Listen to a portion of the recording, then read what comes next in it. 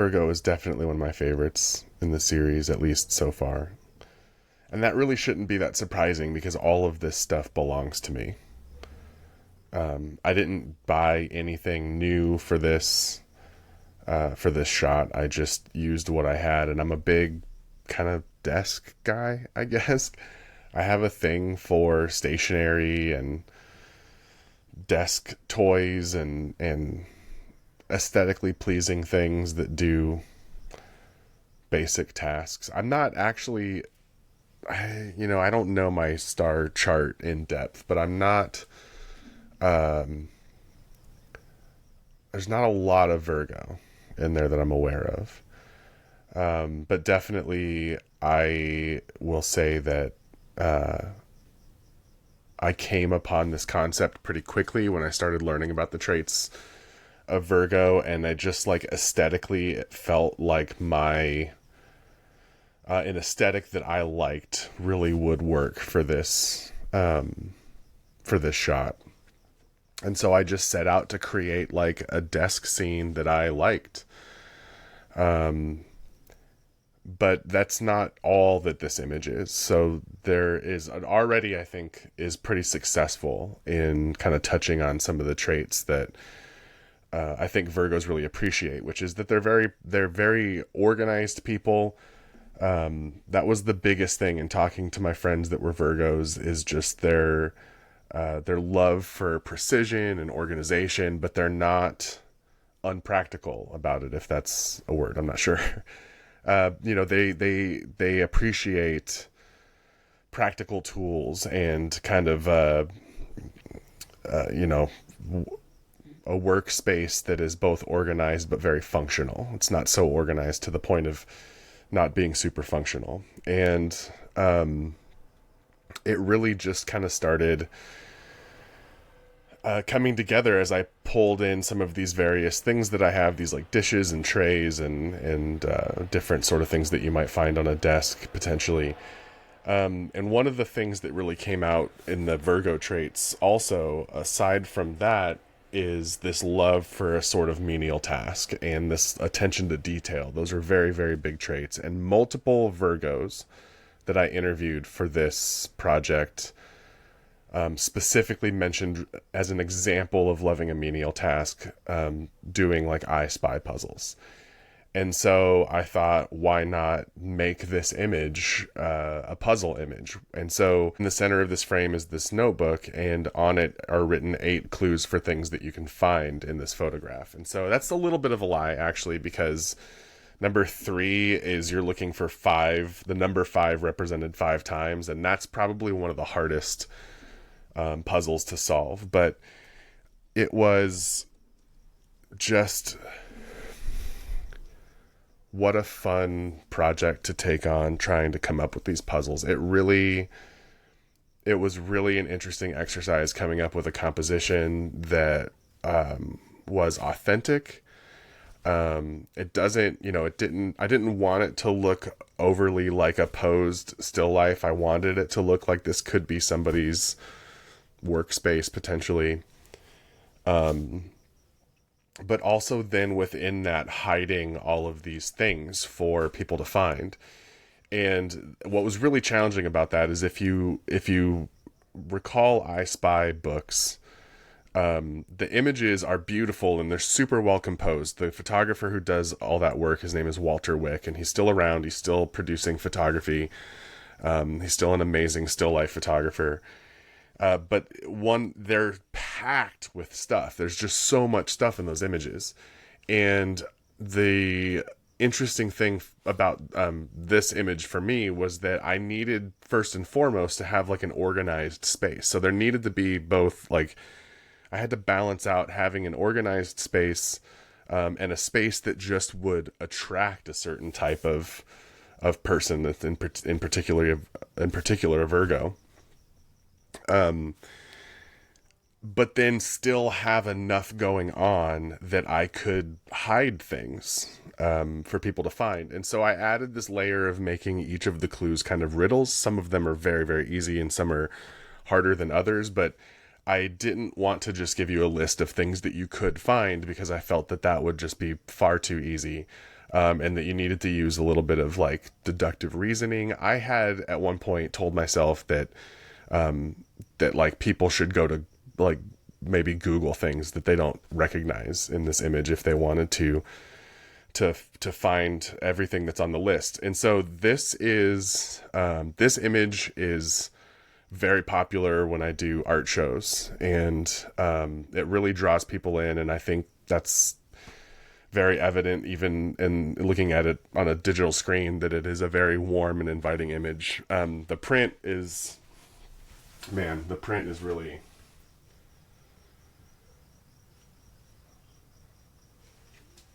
it's really hard to describe how just beautiful the print is in person.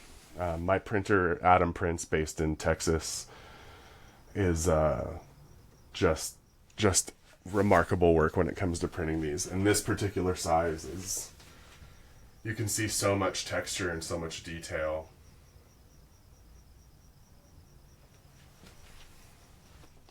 So it's already really warm and inviting. And then once people come into my kind of the sort of booth that I have, I don't really have a booth, I kind of just have it set up as a display.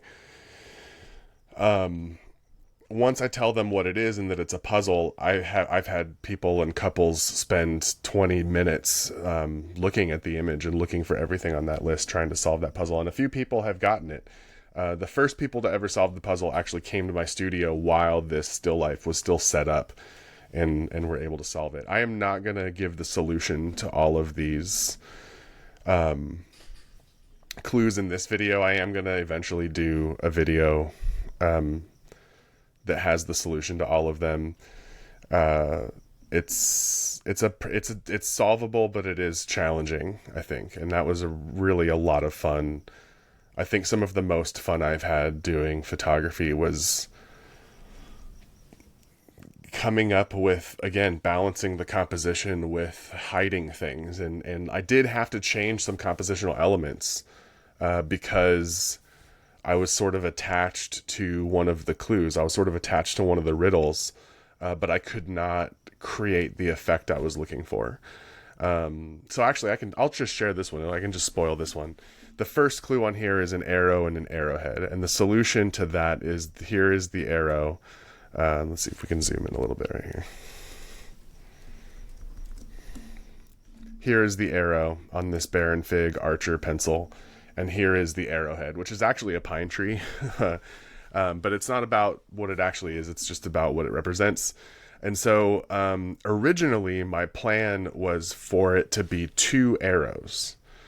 You were going to find 2 arrows. And this pencil that had the little tree that looked like an arrowhead was not in the shot, and I was going to use a different pencil with a very shiny ferrule, which is what this metal piece at the end of a pencil that connects the eraser is called, a ferrule. And it had another pencil had a really shiny, like mirror-like surface one, and I was trying to angle these pencils so that you could see both this arrow and its reflection in the other pencil's ferrule. And I just could not make that work.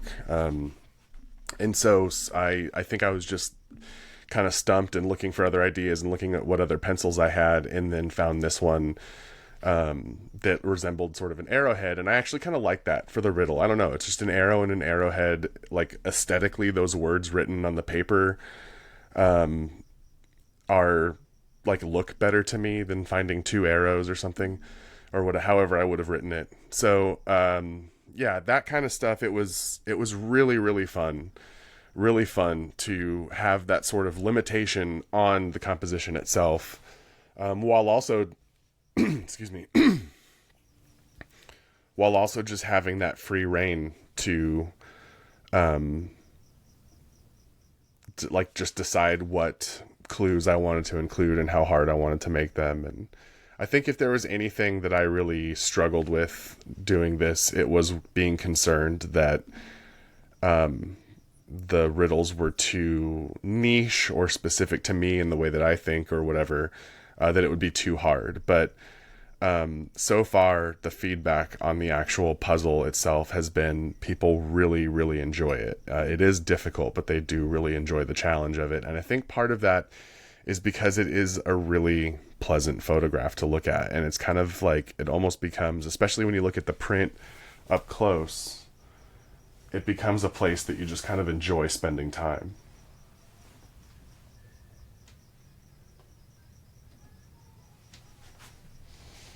Yeah, I'm really proud of this one. A copy of this hangs in my favorite local bar, which is really cool. I've sold several copies of this print.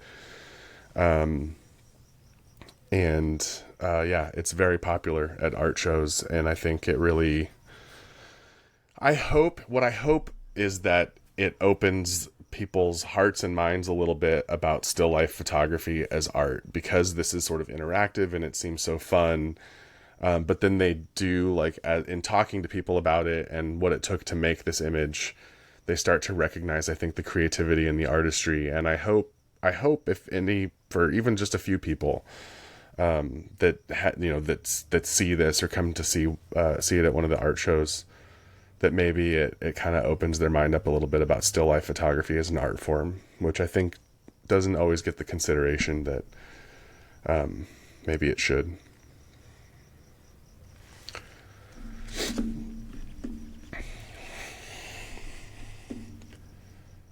Okay, let's answer some quick questions about this image for Virgo, which is actually called Astraia's desk. Astraia is the name of the goddess that is the actual constellation of Virgo. And the story of Astraia is that she was still on Earth, and she was a I think the goddess of the harvest. Astraia was the goddess of the harvest, and she was one of the last gods on Earth to ascend into the heavens when man became too wicked, which part of that theme, that's why there are several knives in this image, is because I wanted to kind of represent that this is Astraia's desk, and Astraia has these implements that she uses for the harvest. I mean, these are not actual harvest tools, but just, going along with that theme. So like the knives, they seem like aesthetically they're in the kind of the right place, but you could question what they're doing there. That actually is an important part of the symbolism. And throughout this entire image, there is a lot of symbolism that kind of feeds into the mythology of Virgo and Astraia's desk. So let's see.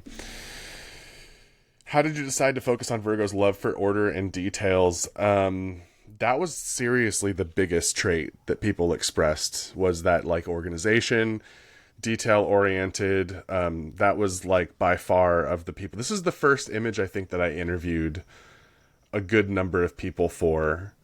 And that was really the common denominator, was about that level of organization, attention to detail. And then that other theme about the menial tasks and the I Spy kind of things. What was the most intricate detail to execute in the still life? There's actually two things.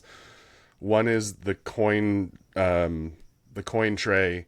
That took a while to position the coins in a way that both,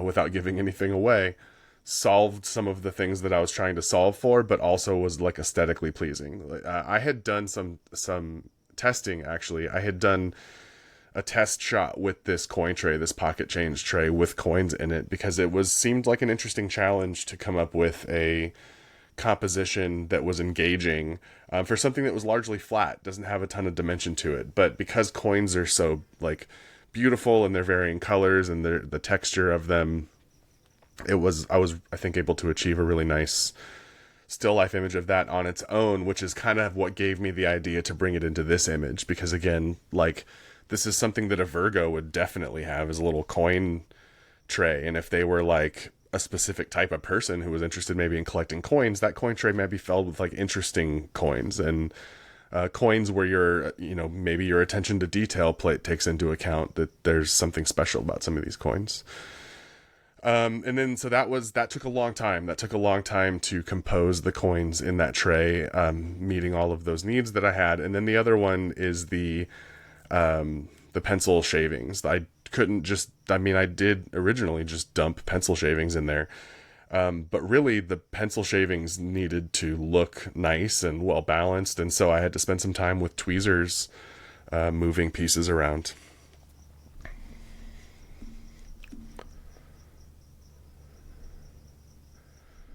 what was the most rewarding part of creating such a detailed composition, it really, really has been the... I don't think it's unfair to characterize it as joy that this image brings people who've seen it. And the people who own it sort of describe, I think, something really, a really special feeling within them, that they like don't know what it is that they love about it, but they're drawn to it. They love looking at it. I've even had people express like that don't really care for certain types of art on their walls or whatever the case may be, are feel differently about this image. And I think for me, that has definitely been the most rewarding part of coming up with something. Like, it's just crazy to think about something that I had so much fun doing, and it was so, in so many ways, it reflects things that sort of gratify me, and then have people react to it that way has been incredibly rewarding.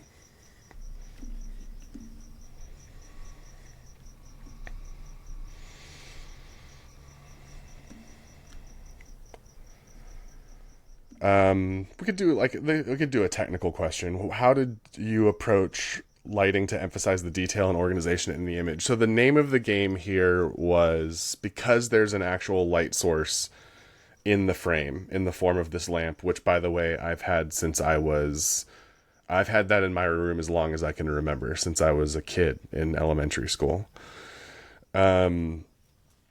I needed to light this in a way that was very subtle, because I needed to be able to see things, and I needed to be able to draw out the texture that I was trying to draw out. But at the end of the day, I have a light source in the frame, and so all of the things in the shot need to appear to be lit from that light source.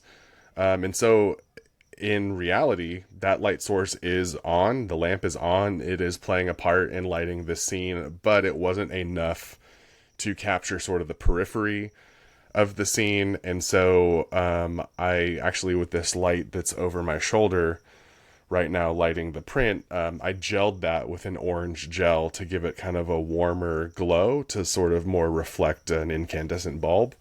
And then just brought it, if this still life is like on a tabletop and you're looking down on it, the lamp is up here, and I had it coming this way on a very low power to just kind of just bring up those shadows. And so you can see that, the evidence of that, like here, this is a shadow, this little band of darker leatherette right here is because it's casting a shadow. This tray is casting a shadow from that light source, and you can pretty much see that around most of the things in the scene. You can see this, they're throwing very slight shadows up, and that comes from that secondary light. So it was very, very, the one thing about this Signs of the Zodiac project is that I am not overthinking the lighting. I'm really just kind of putting together the compositions and then lighting them in the way that they need to be lit. And I'm not really approaching any of them with a strong idea of how I'm going to light them. It's about the composition first, I think. I'm pretty sure that that's how it's been for all of them.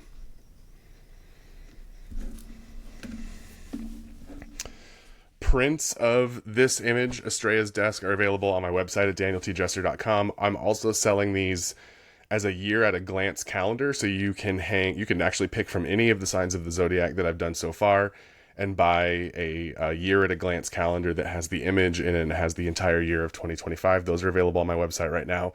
And I actually also have all of these prints available as sweatshirts through Printify. And so if you connect with me on Instagram at danieltjester, the link to Printify is there, where you can buy these. All of these images are available as sweatshirts, and along with a couple of other still life shots, which I thought it looked cool. I really liked it. I had a few ideas. The Leo one, which I haven't done a video for yet, the Leo one looks really nice as a sweatshirt. I think people would like it. So yeah, all of that's available on my website. Connect with me on danieltjester.com. And so I think next,